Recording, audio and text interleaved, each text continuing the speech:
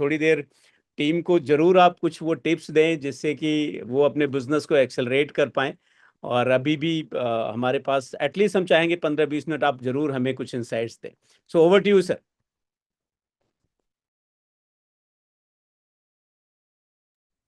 Thank you so much. सभी जनों को वापस से स्वागत है। बहुत ज्यादा अच्छा लगता है सबको देख के, और पांडे साहब के तो हम एकदम फैन हैं। बहुत ही जबरदस्त बड़े लीडर हैं। और लीडर का Recording मतलब, in progress. लीडर का जो मतलब है ना, वो यही है कि लीडर के पास में एक विजन होना चाहिए। चाहे लीडर की बात करूं मैं, चाहे मैं बात करूं बिजनेसमैन की बात करूं, कि चाहे बच्चे की पढ़ाई की बात करें, हर चीज के अंदर एक विजन और एक रीजन, दोनों जुड़े हुए शब्द हैं। विजन चाहिए और रीजन चाहिए। सुमित सर का जैसे मैंने बताया था कि उस समय इतना बड़ा विजन था कि इंडिया के अंदर एमबे बिजनेस बहुत बड़ा होगा, तो वो उन्होंने इतना बड़ा डिसीजन लिया, है ना, कि एक फ्रीडम की जिंदगी सारी चीज हुई। लेकिन आज सुमित सर खुद कहते हैं कि उस समय जो मेरा इंडिया के लिए विजन था इन द ईयर 1998, आज 27 साल बाद वो विजन कम से कम 200 गुना ज्यादा बड़ा हो गया।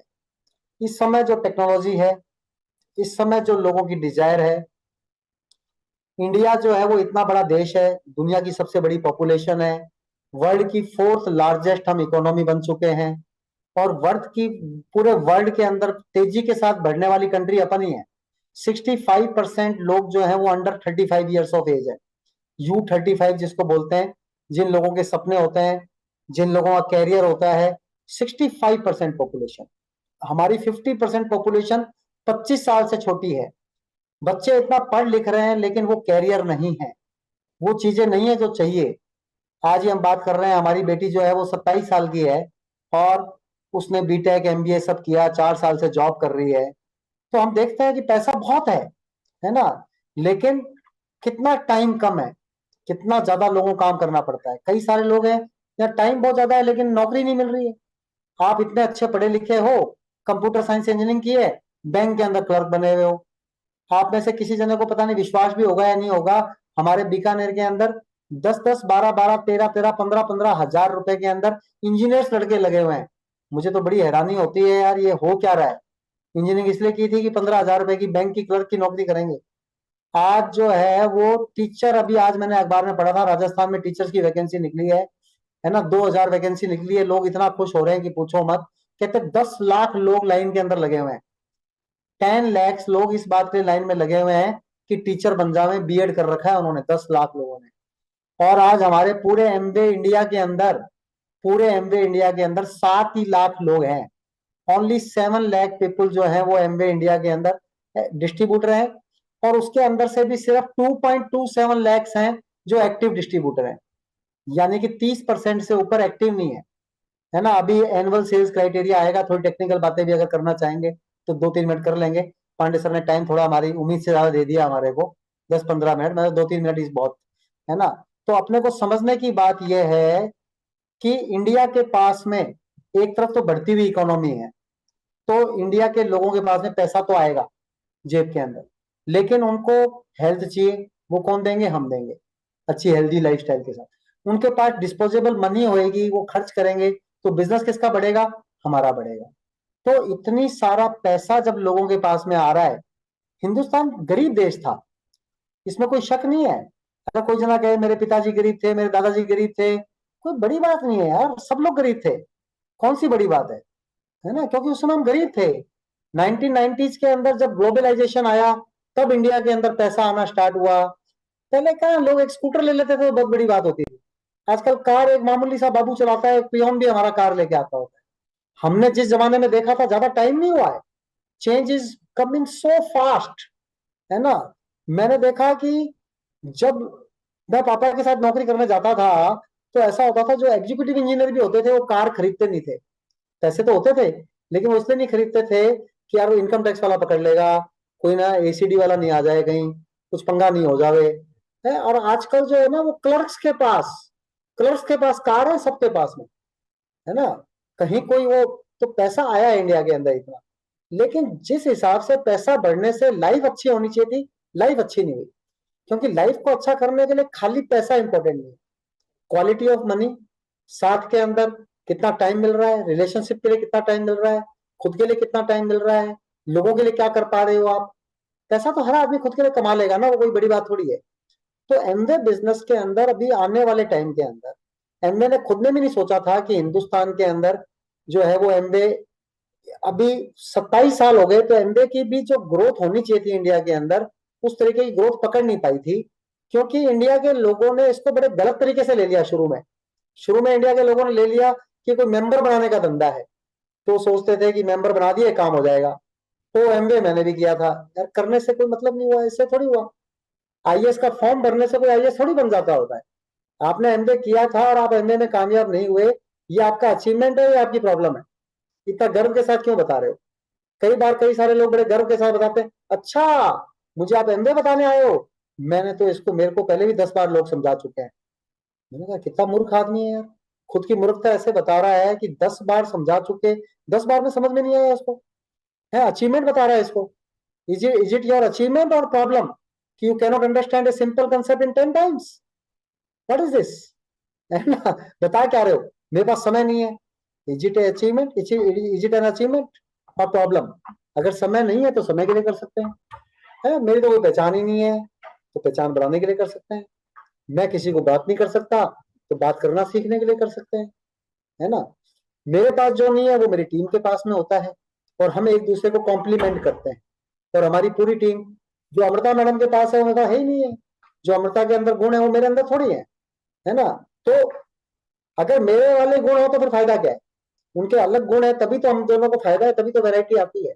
तो एमवे बिजनेस के अंदर बहुत बड़ा विजन है, क्योंकि मेंबर बनाने का काम नहीं है। दूसरा, पुराने जमाने में लोगों को लग गया कि इसके प्रोडक्ट बहुत महंगे हैं, तो आज तक भी ये इमेज लोगों के दिमाग में चलेगी कि एमवे के प्रोडक्ट बड़े महंगे हैं, जबकि वो पुराने जमाने के अंदर प्रोडक्ट महंगे नहीं थे, लेकिन सारे के सारे प्रोडक्ट कंसंट्रेटेड फॉर्म में आते थे। एक कपड़े धोने की बोतल 600 रुपए की आती थी, मुझे याद है। और जब मैंने एमबीए बिजनेस स्टार्ट किया था तो मेरी तनख्वाह 10,000 रुपए होती थी। अभी मेरी सरकारी नौकरी में तनख्वाह 2.5 लाख रुपए है। 10,000 रुपए की तनख्वाह और 600 रुपए का एक प्रोडक्ट, तो 6% प्रोडक्ट की कॉस्ट हो गई कपड़े धोने के प्रोडक्ट। आज 2.5 लाख का 6% 15,000 रुपए का होता है। अब कपड़े धोने का प्रोडक्ट अगर 15,000 रुपए का आएगा तो मेरे को महंगा ही लगेगा। मेरे को ऐसा लगेगा 15,000 रुपए कपड़े धोने पे दे दूं, मैं दिमाग खराब हो जाएगा। तो उस जमाने के अंदर 600 रुपए का आता था, लेकिन चलता वो 1 साल था। महीने का खर्चा 85 रुपए आता था। आज वो 600 रुपए वाली बोतल बढ़ बढ़ के 1,000 तक भी नहीं पहुंची है। 900 रुपए की आती है सिर्फ ऐसे एट की बोतल। और इतना शानदार कपड़े धोता है ना ऐसे एट, कि मैं आपको क्या बताऊं। कितने मर्जी दाग हो, मेरे को तो खाना खाने में भी अमृता मैं आज तक बोलती है कि तुम व्हाइट शर्ट को पहनते हो, ऑफिसर हो गए हो, है कभी यहाँ सब्जी में लगा दोगे, कभी इधर कर दोगे, कभी इधर लगा दोगे कुछ, ये पेन वेन लेके रखते हो, ये लगा देते हो, इधर लगा देते हो। लेकिन सब कुछ, इतने पुराने पुराने कपड़े भी एकदम नए जैसे रहते हैं। और 900 रुपए का प्रोडक्ट किसी भी सर्फ एक्सेल एरियल से कंपैरिजन करके देख लीजिएगा, आधे से कम रेट के अंदर घर में कपड़े धोता है। तो महंगे का तो कोई सवाल ही नहीं हुआ। साथ ही मुझे इसके अंदर एक्साइटमेंट बहुत आता है, जो मैं आपके साथ शेयर करूंगा। कि आप में से बहुत सारे लोगों ने निरमा का नाम तो सुना ही है, वॉशिंग पाउडर निरमा, निरमा निरमा निरमा, है ना। कितना एडवर्टाइजमेंट देखते देखते हम बड़े हुए निरमा का। निरमा के जो मालिक थे, आज तो निरमा यूनिवर्सिटी भी है जिनके बच्चे भी पढ़ते हैं लोगों के, गुजरात के अंदर, बहुत बढ़िया। लेकिन वो अहमदाबाद के अंदर करसन भाई पटेल, गुजराती जो थे बंदे, वो एक लैब असिस्टेंट थे। और लैब के अंदर उन्होंने एक सस्ता वॉशिंग पाउडर बनाया, डिजाइन किया, और साइकिल के ऊपर उसको बेचने जाते थे। लेकिन आज 5,000 करोड़ की कंपनी है, 5,000 करोड़, है ना। एक वॉशिंग पाउडर के अंदर इतना ज्यादा दम होता है। हमारे तो 180 प्रोडक्ट में एक प्रोडक्ट। क्यों दम होता है? कि हर घर में कपड़े धुलने हैं, मजदूर के घर में भी कपड़े धुलने हैं, मिस्त्री के घर में भी कपड़े धुलने हैं, और अमीर के घर में भी कपड़े धुलने हैं। हाथ से कपड़े धो चाहे वॉशिंग मशीन से कपड़े धो, ऐसे एक इतना शानदार प्रोडक्ट है। उस एक प्रोडक्ट के थ्रू एक बोतल 900 रुपए की आती है। तो क्या हम अगर 10-12 बोतल बेच दें तो 100 पॉइंट का बिजनेस हो जाता है, जो पॉइंट मैंने अभी आपको समझाया नहीं। और आप अगर महीने के अंदर 600 पॉइंट करना सीख जाते हैं एमवे के अंदर, तो आपको 600 पॉइंट्स के थ्रू 30-25-30 हजार रुपए की इनकम गारंटेड हो जाती है। ना आपने किसी को जोड़ा, ना कुछ किया। कपड़े धोने का भी सामान है, पेस्ट भी है, ब्रश भी है, साबुन भी है, पाउडर भी है, शैम्पू भी है, विटामिन भी है, प्रोटीन भी है, वेट मैनेजमेंट भी है ना, लिपस्टिक भी है, नेल पेंट भी है, मस्कारा भी है, आईलाइनर भी है ना, हर तरह की चीजें हैं, क्लीजनर, टोनर, मॉइस्चराइजर्स हैं, अंडर आई क्रीम भी है, बहुत सारे कॉस्मेटिक्स के प्रोडक्ट्स भी हैं। तो इतने सारे प्रोडक्ट्स के थ्रू कंपनी की तरफ से कोई टारगेट नहीं है, लेकिन एक व्यक्ति अगर अपना खुद का सर्किल मजबूत बनाकर सिर्फ 600 पॉइंट करना सीख जाता है, और अगर उसकी 17 लोगों की टीम बन जाए, जिस वो भी अगर 600 पॉइंट करें, तो 17 × 600 10,200 पॉइंट होते हैं, और 10,000 पॉइंट से ऊपर 1 लाख रुपए महीना गारंटेड है। 100 पॉइंट अगर आप करते हैं, आपकी 100 लोगों की टीम है, तो 100 × 100 10,000 पॉइंट हो गए। 200 पॉइंट कर रहे हैं, 50 लोग 200 पॉइंट कर रहे हैं, तो भी 10,000 पॉइंट हो गए। 10,000 पॉइंट को आपने टच कर लिया, मेंटेन कर लिया, फॉरेन ट्रिप हो गया, रिकॉग्निशन हो गया, आगे बढ़ने की बात हो गई। आपने 3 टीमें 10,000 पॉइंट की बना दी, आप एमरेड बन गए। आपने 6 टीमें 10,000 पॉइंट की बना दी, आप डायमंड बन गए। आपने 14 टीमें 10,000 पॉइंट की बना दी, आप फाउंडर क्राउन एम्बेसडर बन जाएंगे। लेकिन ये सब चीजें एक प्रोसेस से होती जाएंगी, सोचने में बहुत जटिल है, कैसे होएगा, कब होएगा, कौन करेगा, लोग तो करते नहीं है, छोड़ देते हैं, इंटरेस्ट लूज कर देते हैं, वो सब होएगा। हर बिजनेस की नेचर होती है, इसमें जब आपका पैसा नहीं लगा है, इसके अंदर जब आप किसी के बॉस नहीं हो, तो इस बिजनेस की नेचर तो है ही है। लोग आएंगे, लोग जाएंगे, कुछ देर करेंगे, कुछ नहीं करेंगे, हमें क्या फर्क पड़ता है। SW का फार्मूला अपन सीखते हैं ना, SW। SW क्या होता है? Smart work. हमारा वर्क कैसा है? Smart work. काम एक बार, पैसा बार बार, smart technology, smart products, smart buying, है ना, स्मार्ट हेल्थ प्रोग्राम, कितने सारे consistency program, strong start incentive, इतना बढ़िया है ना। सिर्फ अगर आप 100 पॉइंट स्ट्रॉन्ग स्टार्ट इंसेंटिव के साथ में नए व्यक्ति को करवाते हैं, तो साल भर में उसकी मिनिमम 40,000 रुपए की इनकम गारंटेड है। सिर्फ 100 पॉइंट। खाली मैंने बताया कपड़े धोने से कर सकते थे, लेकिन यहाँ 180 प्रोडक्ट्स, 180 प्रोडक्ट्स के साथ 100 पॉइंट किए, साल की 40,000 रुपए की इनकम आ गई, कोई कम थोड़ी है। और अगर उसको न्यूट्रिशन के साथ किया, तो 40,000 के पॉइंट और आ जाएंगे। 40,000 के पॉइंट से 40,000 रुपए के प्रोडक्ट्स एमवे के, या कैटलॉग होएगा बहुत बड़ा, वो सब मिल जाएगा। यानी आपने महीने का सिर्फ 11,000 रुपए का बिजनेस किया। 100 पॉइंट का मतलब 11,000। अगर आपने महीने का सिर्फ 11,000 रुपए का बिजनेस किया, तो आप 3,300 रुपए से लेकर, जिसमें MRP DAP का मार्जिन नहीं बोल रहा हूं मैं, आप 3,300 रुपए से लेकर 6600 रुपए कमा सकते हैं। लेकिन असली खेल है डुप्लीकेशन। काम वो करने हैं जो दूसरा जना भी आराम से कर सके। डुप्लीकेशन सबसे इंपॉर्टेंट चीज है। मैं बहुत हाईफाई और हाईफाई बातें करूंगा, तो दूसरा जना कर नहीं पाएगा, डुप्लीकेशन नहीं होएगा, बात खत्म हो जाएगी। सिंपल बिजनेस है डुप्लीकेशन। तो 100 पॉइंट का डुप्लीकेशन, 200 पॉइंट का डुप्लीकेशन बड़ा आसान है ना। 100 पॉइंट, 200 पॉइंट, आपकी टीम के अंदर 200 पॉइंट अगर 6 लोग करने लग गए, 6 टीमें, 6 लोग भी नहीं, ये पूरा प्लान ही है जो मैं दिखाया नहीं आपको, कि आपको अगर 6 लोग 200 पॉइंट करने लग गए, तो आपकी इनकम पहुंच जाएगी महीने की 15-20 हजार। जब वो 6 लोग आगे डुप्लीकेट कर देंगे, आपकी इनकम बढ़ती जाएगी, और डुप्लीकेट होएगा, इनकम बढ़ती जाएगी। अब सिंपल कंसेप्ट कंसेप्ट हजारों हैं, कि मैं अकेला आदमी हूं और मैं 2.5 लाख रुपए कमाता हूं। अगर मैं काम नहीं करूंगा, तो मुझे 2.5 लाख रुपए में से 2.5 रुपया भी नहीं आएगा। लेकिन अमृता मैम जो है, उनकी टीम के अंदर 10,000 लोग, 10,000 लोगों से अमृता मैम को एक महीने का सिर्फ 100 रुपया आता है, तो महीने के 10 लाख आते हैं। तो एक तो 2.5 लाख रुपए की जगह 10 लाख आने लग गए। दूसरा, चलो 2.5 लाख, 10 लाख, 20 लाख, ये कोई मायने वाली बात नहीं। 1 × 10 लाख बराबर 10 लाख। एक 10,000 × 100 बराबर भी 10 लाख। एक जने को हटा दो, आंसर आ जाएगा 0। 10,000 लोगों में से 2,000 लोग, 3,000 लोग डी फोकस्ड हो गए। एमवे होता नहीं जी, बहुत मुश्किल है ना, लोग मानते नहीं, सुनने में तो अच्छा लगता है, प्रैक्टिकली होता नहीं जी। अरे प्रैक्टिकली होता है यार, करना पड़ता है, ये नेचर है इस बिजनेस की, है ना। प्रैक्टिकली 1,000% होता है। Business works if we work, if we do not work, business doesn't work. ऐसा नहीं हो सकता कि बिजनेस अपने आप को ऑटोमेटिक चलने लग जाएगा। हमने तो ज्वाइन कर लिया, लाओ भाई चलाओ हमारा बिजनेस, लाओ लाख रुपए, ऐसा थोड़ी होएगा।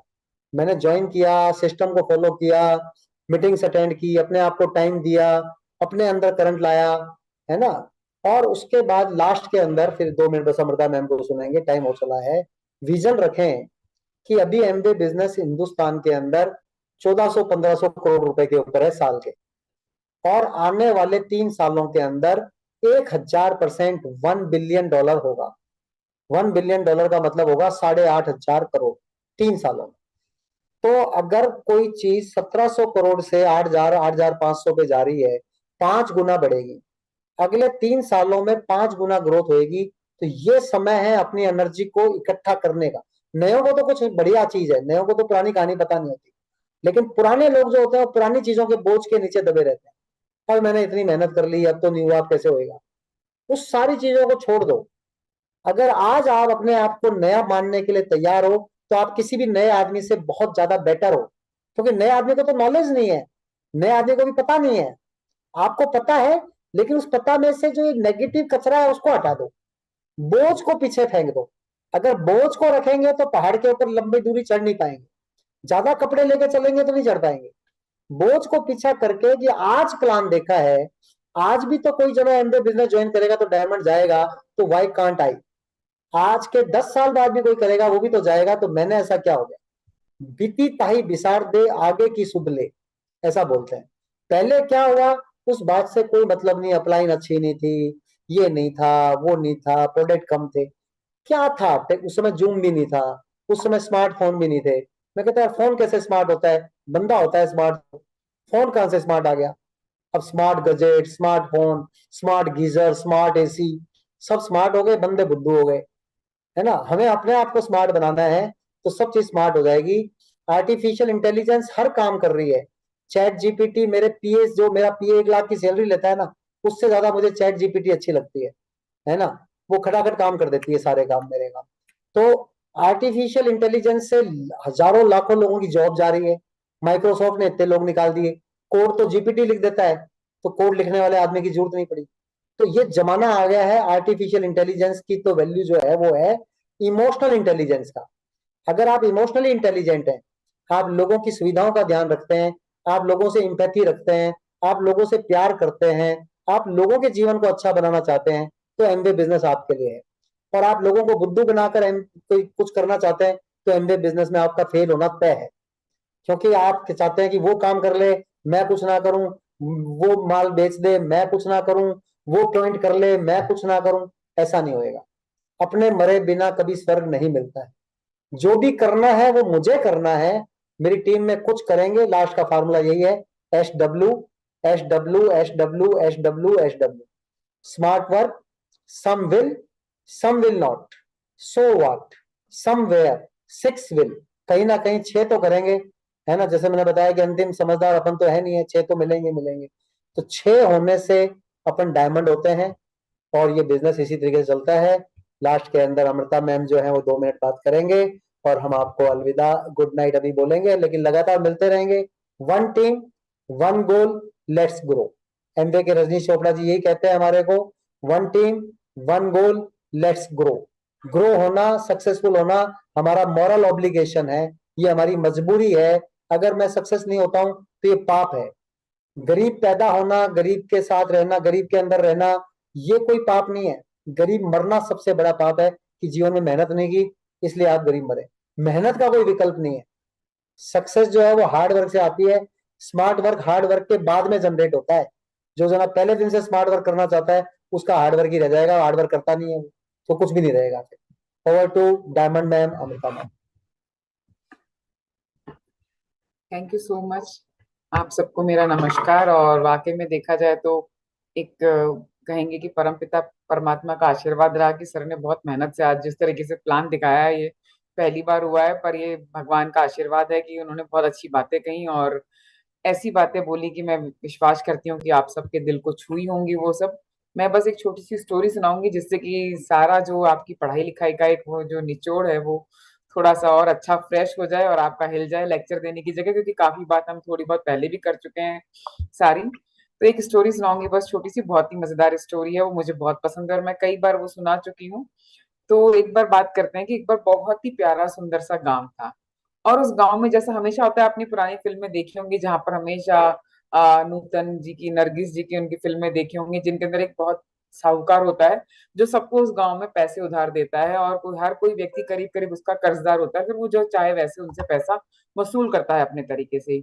ऐसे उसने वहां पर एक किसान को भी अपने पैसे उधार दे रखे थे, और किसान ने अपनी जरूरत के लिए उससे पैसे ले रखे थे। तो उसने वो पैसा चुकाने के लिए उसने साहूकार ने बात करी कि लाओ मुझे पैसा दो। तो उसने कहा अभी तो नहीं है मेरे पास। तो साहूकार का पूरा एक भरा पूरा परिवार था, जिसमें उसका एक बेटा भी था, और बेटा बहुत ही, मतलब जिस तरह से होता है हमेशा, साहूकार का बेटा एज यूजुअल बहुत बिगड़ा हुआ, बहुत बेकार, और किसी काम का नहीं है कि उससे कोई भी, मतलब कि कोई भी एक अच्छी भली सुलक्षणा कन्या जिसे हम कहेंगे वो उनसे विवाह करे, वो तैयार नहीं हो सकती। पर उस साहूकार के बेटे की नजर जो है कि उस किसान की बेटी के ऊपर पड़ जाती है। वो कहते हैं कि मुझे तो इससे शादी करनी है। अपने पिताजी को बहलाता फुसलाता है कि किसी भी तरीके से इसको मनाओ। तो साहूकार को यही समझ में आता है कि इसने पैसा उधार ले रखा है, उसके बदले में अपने बेटे की शादी इससे कर देता हूँ। वो जिद पकड़े हुए है, और इसके हिसाब से इसके जो मेरे बेटे के जो लक्षण चल रहे हैं उससे तो उसकी शादी कहीं और होनी नहीं है। तो उस हिसाब से अगर ये हो जाएगा तो इसका घर गृहस्थी जम जाएगी। तो वो उसके आगे साहूकार फिर किसान के आगे शर्त रख देता है कि भाई अब है ना ये शादी है ना तुम अगर कर देते हो तो तुम्हारा सारा कर्जा मैं माफ कर दूंगा। तो वो कहता है कि ठीक है मैं बात करता हूँ अपनी बेटी से वो जाके बात करता है। तो वो समझ जाता है कि भाई ये ना शादी तो टल नहीं सकती। अब इसमें मुझे अपने, लड़की सोचती है कि मुझे अपने दिमाग को इस्तेमाल करना पड़ेगा ताकि सांप भी मर जाए और लाठी भी नहीं टूटे। वो ये सोचती है तो कहती है पिताजी बस मेरी एक ही शर्त है कि मैं उस लड़के से शादी कर लूंगी, पर वो मेरी एक शर्त मान ले, बात मान ले तो पक्का शादी कर लूंगी मैं। तो कहते ठीक है बताओ क्या शर्त है। कहते मैं उनके सामने जाके ही बताऊंगी, आप मुझे वहां ले चलिए। और जब ये शर्त पूरी करनी होगी तो वो पूरा गांव वहां पे ना उपस्थित रहेगा, तभी मैं इस शादी को, मतलब इस शर्त को पूरा करेंगे, हम सबके सामने बात करेंगे। कहते ठीक है चलो। पूरी गांव की सभा बैठती है और गांव में सबके सामने बात होती है। तो वो लड़की कहती है कि मेरी एक ही शर्त है कि ये हमारे पास जो 3 बैल हैं उसमें से 3 में से किसी एक की भी ये पूंछ पकड़ लेगा तो मैं उससे शादी कर लूंगी, इस लड़के से मना नहीं करूंगी। जहां कहेंगे जैसे जल्दी से जल्दी जब कहेंगे तब कर लूंगी। तो गांव वाले भी मान जाते हैं, साहूकार का बेटा भी मान जाता है। सब लोग इस बात पे एग्री करते हैं और कहते हैं कि इस दिन ये बात करी जाएगी, और आपके जो बैल हैं तीनों वो आप लेकर आओ, और उसमें से जिस किसी भी तीनों में से एक की किसी की भी पूंछ पकड़ लेगा तो शादी हो जाएगी। दिन तय होता है, वो दिन आता है, और वो बात होती है, और गांव के वो सारे आदमी, सारे लोग, गांव के सारे लोग वहां पर इकट्ठे होते हैं। और वहां पर जब उपस्थित, उसके बाद वो लड़की और लड़का दोनों वहां आते हैं, साहूकार आता है, किसान आता है, वहां पर वो खड़े होते हैं, और एक एक करके बैल को छोड़ा जाता है। तो पहला बैल बाहर आता है तो किसान का लड़का देखता है, अरे बाप रे ये तो बहुत ही हट्टा कट्टा मोटा तगड़ा, इतनी बड़ी बड़ी आंखें हैं इसकी, इतने बड़े सींग हैं, इसको तो नहीं कर सकता, मैं अगले वाले की पूंछ पकड़ लूंगा, रहने दो। डर के वो पीछे बैठ जाता है। तो इतने में दूसरा आता है, दूसरा जो बैल आता है वो और भी विशालकाय होता है। उसके तो और बड़े सींग हैं और खूंखार है वो, बहुत ही गर्जना के साथ आता है, वो बहुत तेज आवाज के साथ आता है बाहर। तो वो तब भी डर जाता है, कहता है इसका भी मैं कुछ नहीं कर सकता, मैं तो अब तीसरे वाले की पूंछ पकड़ूंगा, कोई बात नहीं तीसरा वाला अभी भी है। जब तीसरा आता है बाहर तो देखते हैं अरे ये तो, मतलब वो बिल्कुल कमजोर बीमार, उसकी उम्र हो चुकी है, वो अपनी वृद्धावस्था में चल रहा होता है, उसके सींग भी नहीं है, उसको दिख भी नहीं रहा है पूरा, क्योंकि वो लड़खड़ाते हुए चल रहा है और उसके पैर भी जमीन पे ढंग से नहीं पड़ रहे हैं। तो किसान का बेटा सोचता है मजे आ गए, मैं तो अब इसकी पूंछ पकड़ूंगा। तो वो ये सोच के जैसे ही उस पीछे जाता है और उस बैल की पूंछ पकड़ने लगता है तो उसकी पूंछ ही नहीं होती है। तो ऐसे ही क्या होता है कि जिंदगी में सारे टाइम, आज 25 साल निकल गए हैं एमवे को करते हुए, ऐसी हमारी जिंदगी क्या करते हैं कि धीरे धीरे सरकती जाती है कि अब मैं ये काम करूंगा, अब मैं ये अपना सपना पूरा करूंगा, अब मैं सपना पूरा करूंगा, अभी मैं मेरे बॉस का सपना पूरा कर लेता हूँ, या जो लोगों के समाज के हिसाब से जीने का तरीका पूरा कर लेता हूँ। सपने बाद में हो जाएंगे मेरे पूरे, मेरे पिताजी के सपने भी हैं, मेरे बच्चों के भी हैं। 5 साल 10 साल करते करते हमारी जिंदगी कब निकल जाती है, और कब हमारी हालत उस बैल जैसी, तीसरे बैल जैसी भी हो जाती है, और साथ में साहूकार के बेटे जैसी भी हम दोनों हालत में आ जाते हैं कि हम ना वो करने लायक रहते हैं ना कुछ काम करने लायक रहते हैं। तो ये हमारा निर्णय है कि हम क्या करते हैं, क्योंकि देखिए कंपनी बहुत कुछ कर रही है, बहुत आनंद आ रहा है उसके अंदर, और मजे आ रहे हैं जिंदगी के अंदर, हम काम कर रहे हैं, हेल्थ के बारे में, ड्रीम्स के बारे में बात करते हैं, जिनके बारे में बात करने से डर लगा करता था, क्योंकि यही सीख मिली थी कि जितने चादर उतने पैर पसारो। पर आज मैंने सोचा है कि मेरी लंबाई, सपनों की लंबाई बढ़ गई है, और मैं चादर को जोड़ती चली जाऊंगी, एक चादर, दो चादर, और उसको बड़ी करती जाऊंगी। Thank you so much, love you all, go can.